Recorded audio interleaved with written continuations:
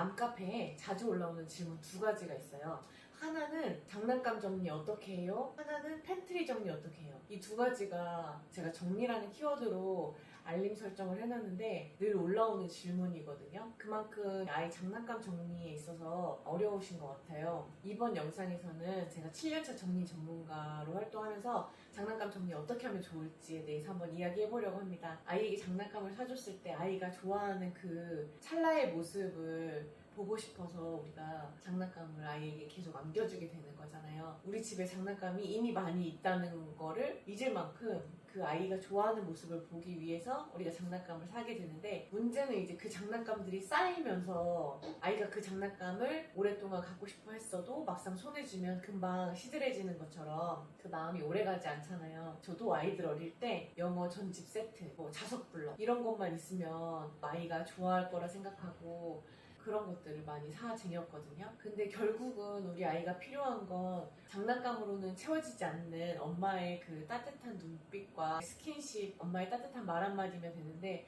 아이들 어릴 때 그 점을 많이 놓쳤던 것 같아요. 장난감으로 많이 채워주려고 했었고, 제가 아이가 셋이다 보니까 체력 부족을 핑계로 또 장난감을 많이 사줬던 것 같아요. 이미 가지고 있는 장난감을 어떻게 정리하느냐가 관건인데, 앞으로 또 더 들여올 장난감들이 있잖아요. 우리가 여기서 그만 사주진 않을 거란 말이에요. 그렇게 된다면은 기존에 가지고 있던 장난감 중에서 우리가 분명히 비워져야 또 새로운 게 채워질 텐데, 그런 말씀들도 많이 하시거든요. 우리 애는 버렸다 하면 어떻게 알고 울고불고 난리가 난다는 말씀을 많이 하세요. 그런 경우에는 아이랑 같이 앉아서 얘기를 하는 거예요. 엄마가 앞으로도 너에게 장난감을 사주기 위해서는 너무 많이 가지고 있으면 새로운 장난감이 들어올 공간이 없다 라든지, 아니면 이 장난감은 이제 가지고 놀지 않으니까 우리 친척 동생에게 물려주면 어때? 라고 얘기하든지, 아니면 이 장난감은 이제 그만 안녕할까? 이 장난감은 이제 더 이상 놀지 않으니까. 그래도 아이가 너무나 싫어한다면은,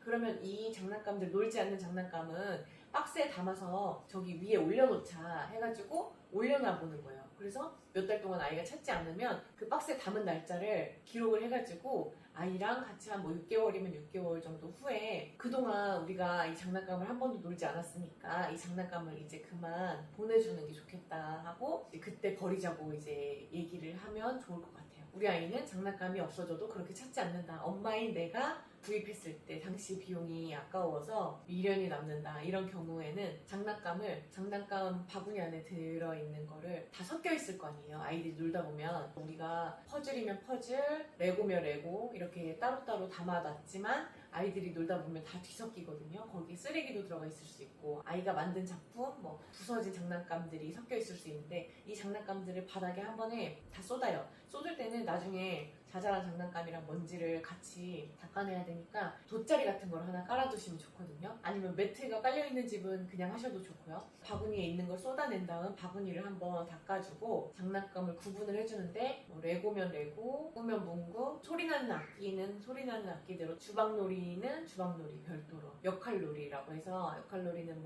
병원놀이도 될 수 있고, 이렇게 해서 바구니별로 분류를 한 다음에 바닥에 이제 세트 구성이 아닌 것들이 남아있을 거 아니에요. 그 중에서 우리 애가 쓰는 거, 인형이면 인형으로 구분해서 넣을 수 있고, 액세서리도 섞여 있을 수 있잖아요. 아이핀이나 헤어밴드 같은 거, 그런 거는 이제 저는 꾸미기로 해가지고 별도로 바구니에 분류해 놓는데, 다 분류를 한 다음에 이제 자잘자잘한 게 남은 거, 장난감에는 그런 것도 뒤섞여 있을 수 있어요. 아이가 먹던 과자 봉지 같은 거, 저희가 실제로 정리하면서 나오는 거거든요. 원에서 공부했던 교재, 풀었던 학습지 같은 거, 그리고 그림 끼적이던 거, 길에서 주워온 돌멩이도 나올 수 있고, 바닥에 있는 것들을 버릴 거를 버려주는 거예요.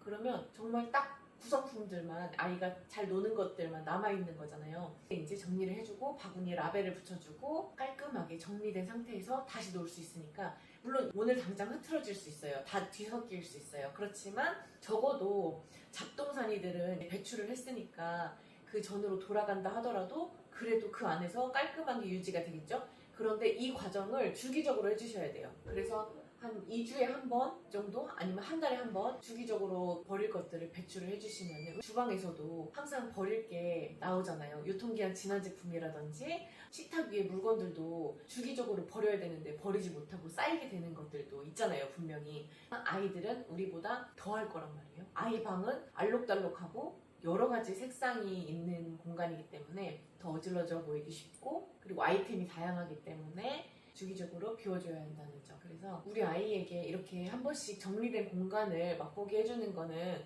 아이에게 있어서 경험을 시켜주는 것 같아요. 좋은 경험. 이렇게 정돈된 공간을 누릴 수 있다는 그런 경험을 시켜줄 수 있어서 좋은 것 같아요. 우리 이번에는 바구니 꺼내서 놀고 다시 제자리에 놓고 다른 바구니를 가져와서 한번 놀아볼까? 이 바구니 정리한 다음에 다른 바구니 가져올까? 엄마랑 같이 놀면서 정리 습관을 길러줄 수 있고, 정리 습관이 길러지면 아이가 자라면서 많은 선택지에서 취사 선택해서 버릴지 안 버릴지 판단하는 능력이 길러질 수 있는 것 같아요. 우리가 아이에게 정리를 못하는 유전자는 대물림하지 않는 걸로, 저도 아이들에게 조금이라도 더 노력하는 모습을 보여주려고 더 집안을 정비하고 있습니다. 그래서 여러분들도 오늘 아이방 장난감을 한번 정리해보시면 어떨까요? 지금까지 인구밀도 높은 집 정리하면 홀가분이었습니다. 감사합니다.